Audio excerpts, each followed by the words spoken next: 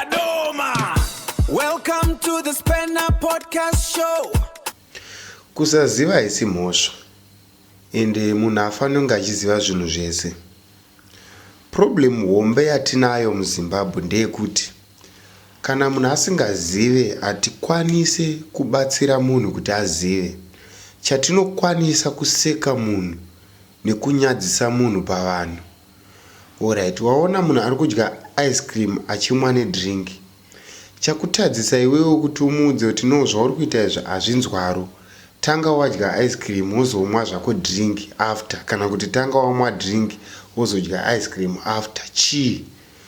Wakuwana simba rekutora foni woshuta video kuti vanhu vaseke pasocial media, kuti unzi unobata malatest zvinenge zvichipisa.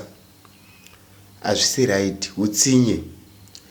Iwewe hazisi zvese zvaunoziva izvezvi, but hausekwe unodzidziswa. Zvakafanira ukasvika pamurungu uchishanda nemurungu, anotokubvunza chakati unochiziva here. Kana usingachiziva ukamuudza kuti handichizive, anotanga kukuratidza kuti unoita so, unoita so, chinoitwa so, chinoitwa so. Haakuseke because hauchizivi. Imimi munozviita vemumataundi masalad. Ukaenda kumusha uko, vekumusha havakuseki kuti hauzive kufudza mombe, hauzive kubata gejo, havakurumise nemago.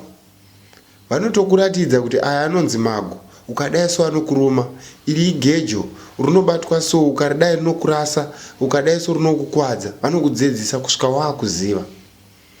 But munhu yeye kana auya kutauni asingazive kuti remote TV inobatwa sei, laptop inoshandiswa sei, maakutanga kuseka.